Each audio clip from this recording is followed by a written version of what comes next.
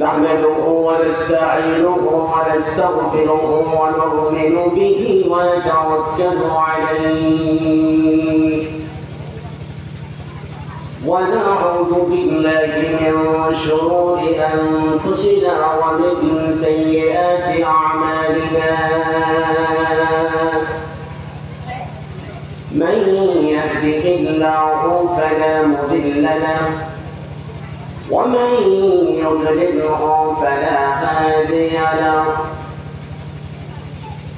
ونشهد أن لا إله إلا الله وحده لا شريك له ونشهد أن سيدنا وسندنا وحبيبنا وطبيبنا وطبيب قلوبنا ومولانا محمدا عبد الله ورسوله الذي أرسله بالحق بشيرا ونذيرا وداعيا إلى الله بإذنه وسراجا وقمرا منيرا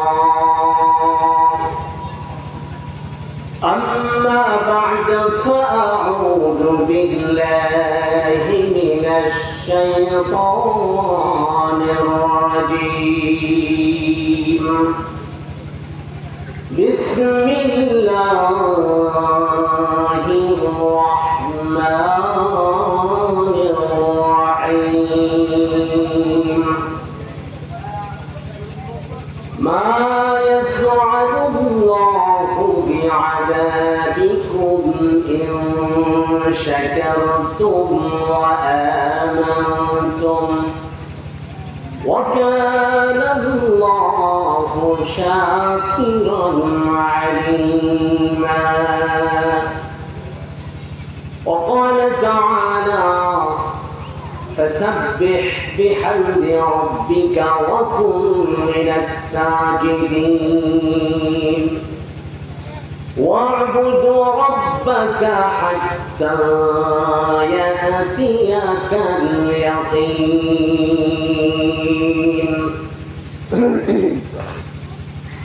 وقال رسول الله صلى الله عليه وسلم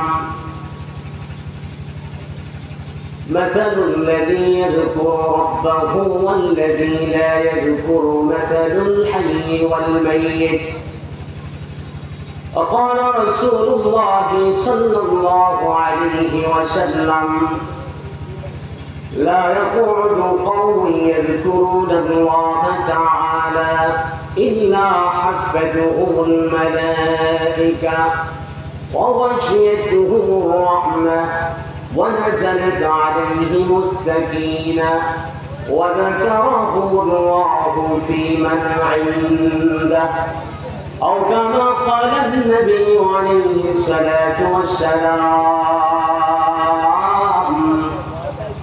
وقال تعالى في شان حبيبه إن الله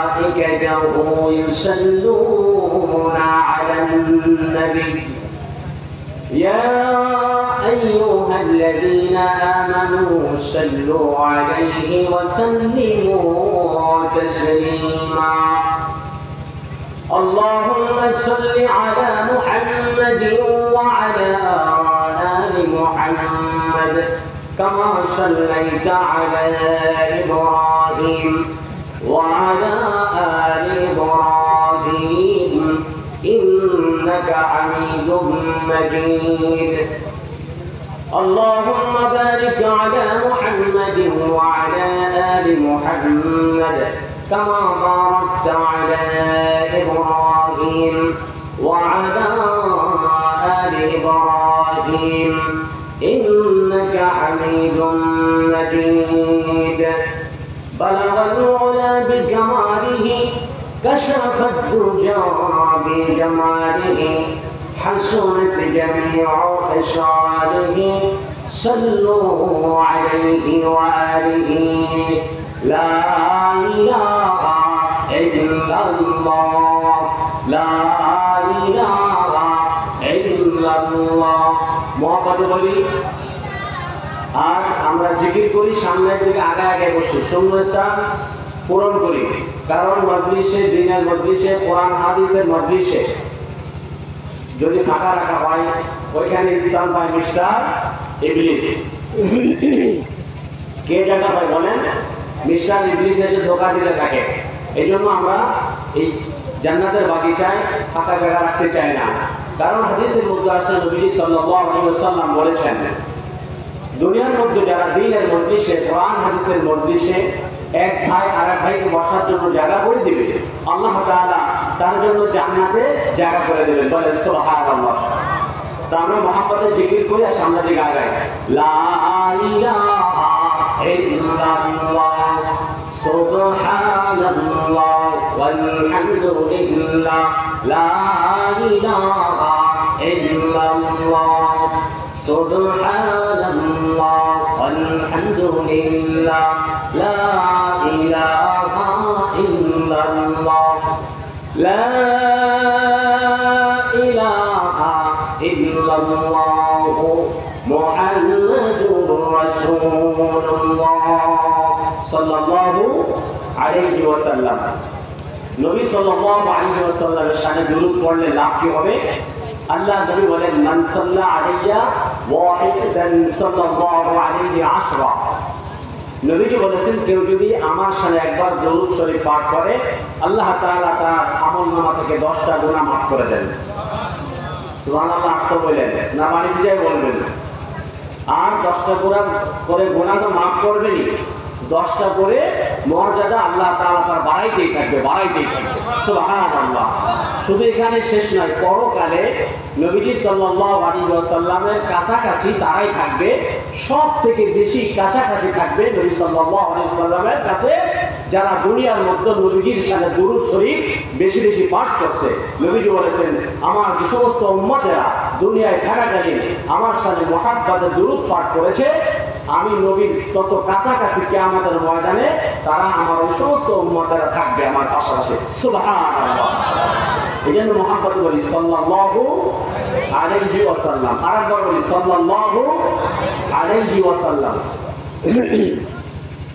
আলহামদুলিল্লাহ আমরা গাছিয়া দারুল উলুম হাসানিয়া কওমিয়া মাদ্রাসা 2 দিন ব্যাপী ওয়াজ ও দোয়ার মাহফিল আজ এই মাহফিলের সম্মানিত সভাপতি এবং প্রধান আলোচক বিশেষ আলোচকগণ আমার সামনে উপবিষ্ট দিন প্রিয় ইসলাম প্রিয় তাওহীদি জনতা পর্দার অন্তর আড়ালে মা এবং বোনেরা আমি আমার অন্তরস্থল থেকে সালাম এবং মোবারকবাদ জানাচ্ছি আসসালামু আলাইকুম ওয়া রাহমাতুল্লাহি ওয়া বারাকাতুহু মাশাআল্লাহ তাহলে সালামের মর্যাদা গুরুত্ব বুঝেছেন এইজন্য সালামের আওয়াজটা এখন একটু বেশি হলো বলেন সুবহানাল্লাহ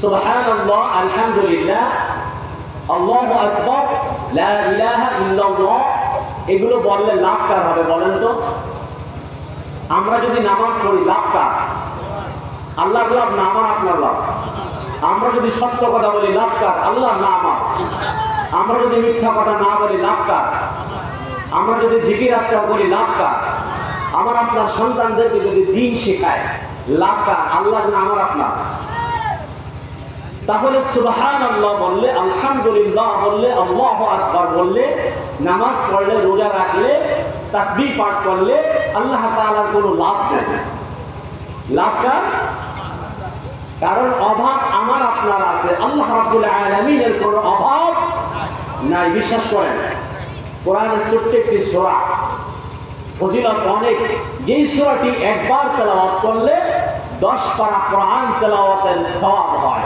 বলেন তো সেই সূরাটার নাম কি মাশাআল্লাহ, সূরাতুল ইখলাস তিনবার পড়লে এক খতম কোরআনুল কারীমের সওয়াব আল্লাহ তাআলা তার আমলনামায় লিপিবদ্ধ করে দেন। সেই সূরাটার নাম কি? মাশাআল্লাহ, সূরাতুল ইখলাস। আপনারা অনেক ভালো, কারণ এত বড় একটা দ্বীনের প্রতিষ্ঠান আলেমদের সঙ্গে সংস্পর্শে থাকার কারণে, মসজিদ মাদ্রাসার সাথে ওলামা ইকরামদের সঙ্গে ভালো ব্যবহার করার কারণে আপনারা আজ দ্বীন শিখতে পেয়েছেন, কি ঠিক কিনা? এই জন্য সঙ্গে সঙ্গে আপনারা উত্তর দিয়েছেন যে একবার যে সূরাটা তেলাওয়াত করলে 10 পারা কোরআন তেলাওয়াতের সওয়াব হয়। আপনারা সাথে সাথে বলে দিয়েছেন, তাহলে তিনবার যদি কেউ এই সূরাটি পাঠ করে আল্লাহ তাআলা তার আমলনামায় এক খতম কোরআন শরীফ তেলাওয়াত করার সওয়াব দান করে দেন। সেই সূরাটির নাম সূরাতুল ইখলাস। এই সূরার ভিতরে আল্লাহ রাব্বুল আলামিন বলে দিয়েছেন আল্লাহুস সামাদ। আল্লাহ বলেন আমি সবার কাছ থেকে অভাব মুক্ত, আর তোমরা সবাই আমি আল্লাহ তাআলার কাছে অভাব মুক্ত, ঠিক না? আল্লাহ তাআলার কোনো অভাব নাই, প্রশ্নই ওঠে না। আল্লাহ তাআলা কোরআনুল কারীমে অন্যত্র বলে দিয়েছেন আল্লাহুল গানিয়্যু ওয়া আনতুমুল ফুকারা। আল্লাহ রাব্বুল আলামিন বলেন তোমরা যতই ধন সম্পদের মালিক হও না কেন, ঐশ্বর্যের মালিক হও না কেন, আমার কাছ থেকে সবাই মাগাবে, কি কারণ আমি হলাম আল্লাহুস সামাদ, আমার কোনো অভাব নাই, তোমরা সবাই আমার কাছে পাবি। ওই আল্লাহ তাআলা বলে দিয়েছেন তোমরা সব জাত ফকিরের জাত, ঠিক না? আমরা সবাই জাত ফকিরের জাত, কারণ আমাদের অভাব আছে, থাকবে। আল্লাহ তাআলার কোনো অভাব নাই। বিশ্বাস হয়? সে আল্লাহর নাম কি বলেন তো? আল্লাহু আকবার বলেন। আল্লাহ তাআলা মহান, আল্লাহ হলো সবথেকে শ্রেষ্ঠ, তার সাথে কারোর তুলনাই চলে না। তাহলে যে কথা বলতেছিলাম, আমি আপনি যদি সুবহানাল্লাহ বলি, আলহামদুলিল্লাহ বলি, আল্লাহু আকবার বলি, লা ইলাহা ইল্লাল্লাহ বলি, নামাজ পড়ি, রোজা রাখি, হজ করি, যাকাত দিই, সত্য কথা বলি, মিথ্যা না গাই, পরনারী স্পর্শ না করি, গীবত চিবাত না করি, তাহলে লাভ হবে আমার আর আপনার, আল্লাহর কোনো লাভ নাই, ঠিক না? আল্লাহ তাআলা তাই বলেন সারা পৃথিবীর মানুষ যদি আমার গোলামি করে রাত দিন 24 ঘন্টা সিজদায় পড়ে কাঁদতে থাকে, না খাইয়া যদি 24 ঘন্টা সিজদায় পড়ে থাকে, আমি আল্লাহ রাব্বুল আলামিন যে স্থানে আছি ওখান থেকে আমার একটা প্রশংসা করে ওপারে উঠাই দিতে পারবে না? পারবে কি? সারা পৃথিবীর মানুষ যদি আমার গোলামি না করে, আমার দাসত্ব না করে, আমার হুকুম যদি তারা না মানে, আমি আল্লাহ রাব্বুল আলামিন যে স্থানে আছি ওখান থেকে একটু আমাকে কেউ নিচে নামায়া দিতে পারবে না। পারবে কি? পারবে না। সুতরাং আমি আপনি যদি প্রশংসা করলে আমার আপনার লাভ হয়। আল্লাহ তাআলা কোরআনুল কারীমের সূরা হিজর 98-99 নম্বর আয়াতে ঘোষণা করে দিয়েছেন ফাসাব্বিহ বিহামদি রাব্বিকা ওয়া কুন মিনাস সাজিদিন। আল্লাহু আকবার। 99 নম্বর আয়াতে আল্লাহ বলেন পড়াতে ওয়া'বুদ রাব্বাকা হাত্তা ইয়াতিয়াকাল ইয়াকিন। আল্লাহ তাআলা সূরা হিজরের 98 নম্বর আয়াতে বলে দিয়েছেন, হে আমার বান্দা বান্দীরা তোমরা কি করো? আল্লাহ তাআলা বলেন তোমরা তোমাদের রবের, তোমরা তোমাদের পালনকর্তার, তোমরা তোমাদের সৃষ্টিকর্তার, তোমরা তোমাদের আইনদাতা, বিধানদাতা, রিজিকদাতা, হায়াতদাতা, মৃত্যুদাতার প্রশংসা করতে থাকো।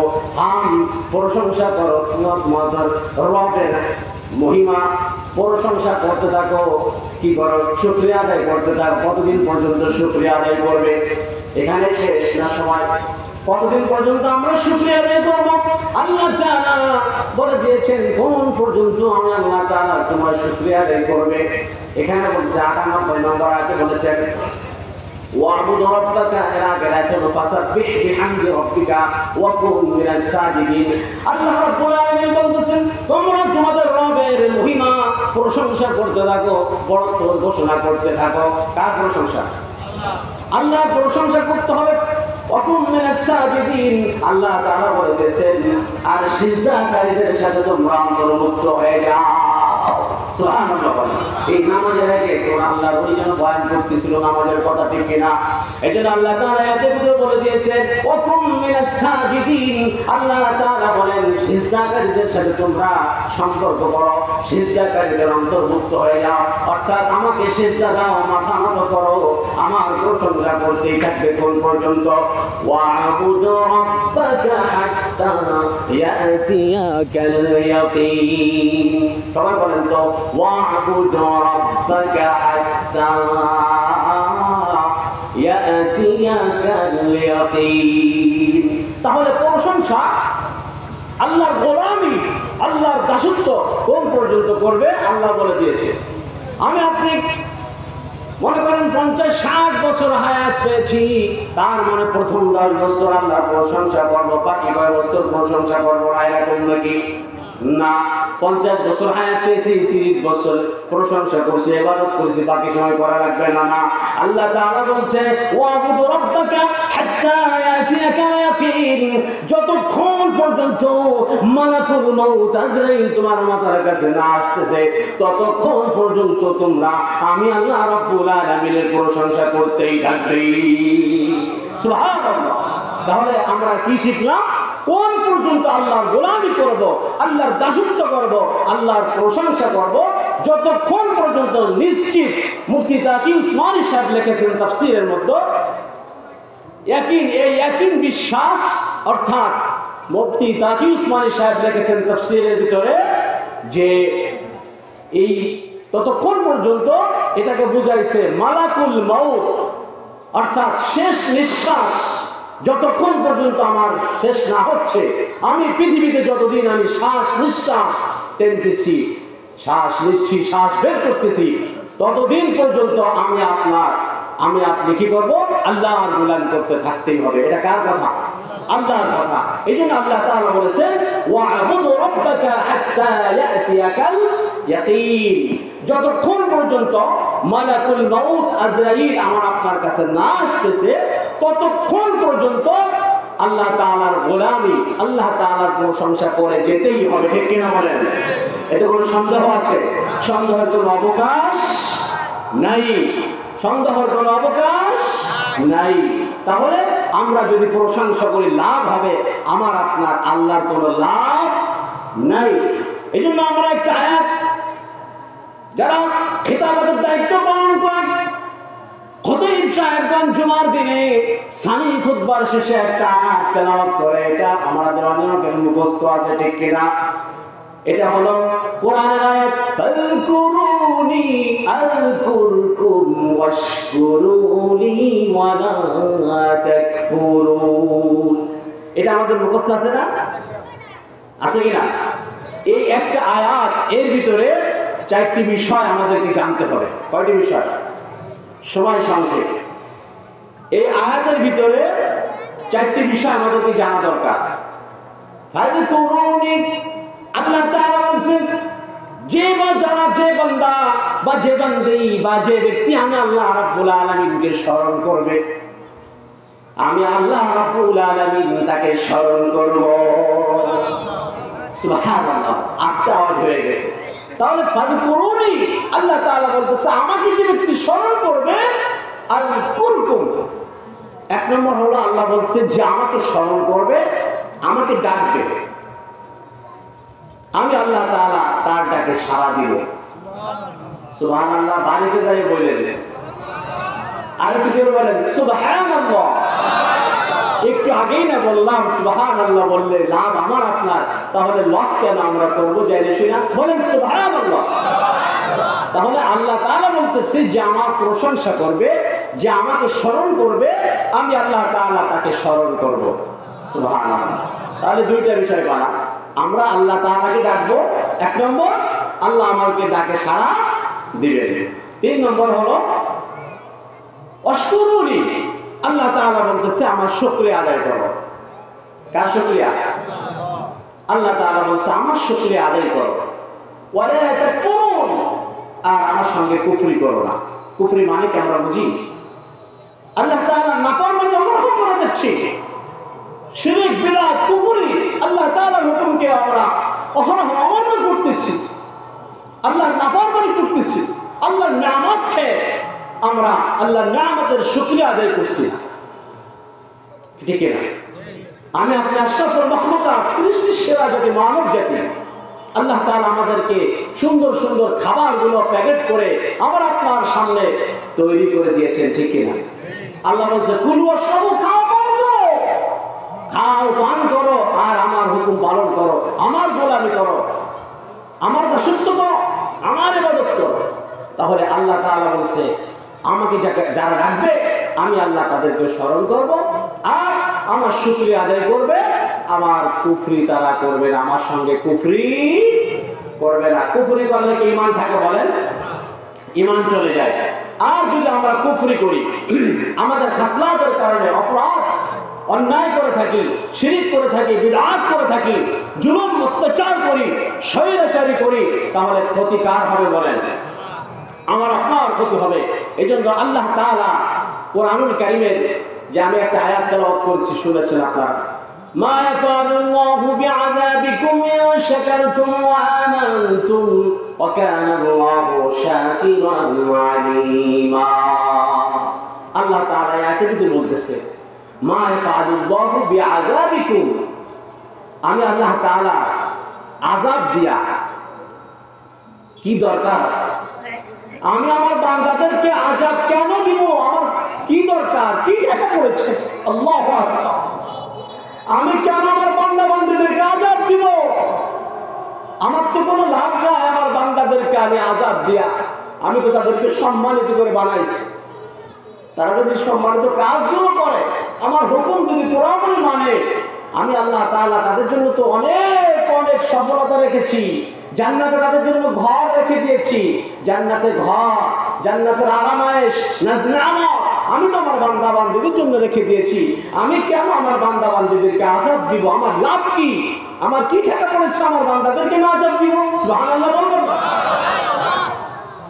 মা ইয়াফআলুল্লাহু বিআযাবিকুম ইন শাকারতুম ওয়া আমানতুম। আল্লাহ বলেন দুইটা কাজ যারা করবে আমি আল্লাহ তাআলা তাদেরকে আযাব দিব না। সুবহানাল্লাহ বলে। মাত্র কয়টা কাজ মুখস্থ করেন? কয়টা কাজ? মাত্র দুইটি কাজ যারা করবে আল্লাহ তাআলা বলেন আমি তাদেরকে আযাব দিব না, গজব দিব না, তাদেরকে জাহান্নাম দিব না। আমি আল্লাহ তাআলার উপরে যারা সর্বপ্রথম ঈমান আনবে, বিশ্বাস স্থাপন করবে। সুবহানাল্লাহ। আল্লাহ তাআলা বলতেছে যারা আমি আল্লাহ তাআলার উপরে ঈমান আনবে, বিশ্বাস স্থাপন করবে। কেমন ঈমান আনতে হবে? যেমন ঈমান আনছিল ইব্রাহিম আলাইহিস সালাম। কি ঠিক না? কথা বোঝেন না? কেমন ঈমান আনতে হবে? আল্লাহ তাআলা বলতেছে সত্যিকার যদি তোমরা আমি আল্লাহ তাআলার উপর ঈমান আনতে পারো, বিশ্বাস স্থাপন করতে পারো, ইন শাকারতুম, আর যদি আমি আল্লাহ তাআলার শুকরিয়া আদায় করতে পারো, যদি এই দুইটা কাজ করো, আমি আল্লাহ রাব্বুল আলামিন তোমাদেরকে ওকে আযাব দিব না। সুবহানাল্লাহ। প্রশ্ন ওঠে না ওয়া কানা আল্লাহু শাকিরান আলীমা। আল্লাহ তাআলা জানেন কি জানেন না আমরা আল্লাহর প্রশংসা কারা করি এবং কারা করি না, এটা কে জানেন? আল্লাহ। আমরা গোপনে যদি আল্লাহ তাআলাকে ডেকে আল্লাহ তাআলা শোনেন, জাহেরি ভাবে যদি আল্লাহ তাআলাকে ডেকে আল্লাহ তাআলা শোনেন কি শোনেন না? আল্লাহ বলেন তোমরা গোপনে ডাকো আর জাহেরি ভাবে ডাকো, সরাসরি ডাকো আর গোপনে ডাকো, আমি আল্লাহ রাব্বুল আলামিন তোমাদের মনে কি চাই তোমরা কি বলো, আমি আল্লাহ তাআলা সব খবর রাখি, আমি আল্লাহ তাআলা ভালো জানি। সবথেকে ভালো কে জানেন? আল্লাহ তাআলাই ভালো জানেন। এই জন্য আল্লাহ তাআলার বেশি বেশি প্রশংসা করার দরকার, জিকির করার দরকার। জিকির মানে আল্লাহ তাআলাকে স্মরণ করা। কেমন ঈমান আনতে হবে?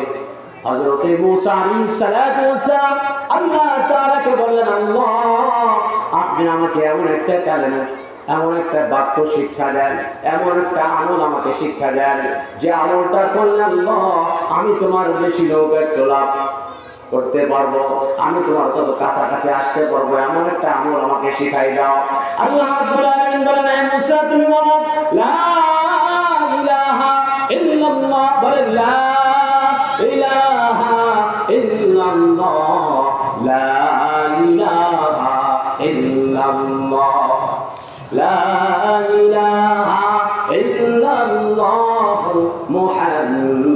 মুহাম্মাদুর রাসূলুল্লাহ সাল্লাল্লাহু আলাইহি ওয়াসাল্লাম। আল্লাহ বলেন মুসা তুমি বলো লা ইলাহা ইল্লাল্লাহ। এটার মূল্য কত জানেন? আমরা জানি কিন্তু মানি না। হাদিসের মধ্যে আসছে কেউ যদি একবার ঈমানের সহিত লা ইলাহা ইল্লাল্লাহ পাঠ করে আল্লাহ তাআলা তার পিছনে সমস্ত গুনাহ মাফ করে দেন। এইবার সুবহানাল্লাহ বলছেন জোরে। শুধু এখানে শেষ নয়, নবীজি বলেছেন কেউ যদি লা ইলাহা ইল্লাল্লাহ দৈনিক 100 বার পাঠ করে সে ব্যক্তি কিয়ামতের ময়দানে আকাশের পূর্ণিমার চাঁদের মতো চেহারা নিয়ে হাসতে হাসতে জান্নাতে প্রবেশ করবে। সুবহানাল্লাহ। আল্লাহ বলেন মুসা তুমি বলো লা ইলাহা ইল্লাল্লাহ। মুসা আলাইহিস সালাম বলে আল্লাহ এটা তো সবাই কম বেশি জানে, আমিও জানি, আমাকে একটা স্পেশাল দোয়া শেখায় দেন। আল্লাহ বলেন মুসা তুমি জানো না রে, ও মুসা তুমি জানো না এই কালেমা লা ইলাহা ইল্লাল্লাহর দাম কত? এ মুসা সাতবৎ আসমান আর জমিন যদি এক পাল্লায় রাখা হয় আর লা ইলাহা ইল্লাল্লাহ যদি অপর পাল্লায় রাখা হয় তাহলে সাত আসমান এবং জমিনের পাল্লা থেকে ওজনের থেকে লা ইলাহা ইল্লাল্লাহর ওজন বেশি ভারী হয়ে যাবে। সুবহানাল্লাহ। তাহলে প্রশংসা করার দরকার আছে কি আছে না? শুধু এখানে শেষ নয়, আল্লাহ তাআলার হাবিব বলেন আমি যে হাদিস তেলাওয়াত করেছি فقال عليه الصلاة والسلام مثل الذي يذكر ربه والذي لا يذكر مثل الحي والميت। আল্লাহ নবী বলেন যে ব্যক্তি জিকির করে এবং যে ব্যক্তি জিকির করে না, অর্থাৎ যে ব্যক্তি আল্লাহ তাআলাকে স্মরণ করে না আর যে ব্যক্তি আল্লাহ তাআলাকে স্মরণ করে, এই দুই ব্যক্তি কখনো সমান হতে পারে না। আল্লাহ নবী বলেন তার দৃষ্টান্ত হলো এরূপ যারা আল্লাহ তাআলাকে স্মরণ করে, আল্লাহ তাআলার জিকির করে, তাদের দিল হলো জিন্দা, আর যারা জিকির করে না তাদের দিল হলো মুর্দা। নাউজুবিল্লাহ। তাহলে যাদের দিলে জিকির আছে তাদের দিলটা হলো তাজা, তরুতাজা। এই দিলটাকে তরুতাজা করার জন্য নবীজি বলেছেন, হাদিস কানা হযরতে আবু হুরায়রা রাদিয়াল্লাহু তাআলা আনহু বর্ণনা করেছেন, আন আবি হুরায়রা রাদিয়াল্লাহু তাআলা আনহু قال قال رسول الله صلى الله عليه وسلم جددوا إيمانكم قيل يا رسول الله وكيف نجدد إيماننا قال أكثروا من قول لا إله إلا الله لا إله إلا الله لا إله إلا الله মুহাম্মাদুর রাসূলুল্লাহ সাল্লাল্লাহু আলাইহি ওয়াসাল্লাম।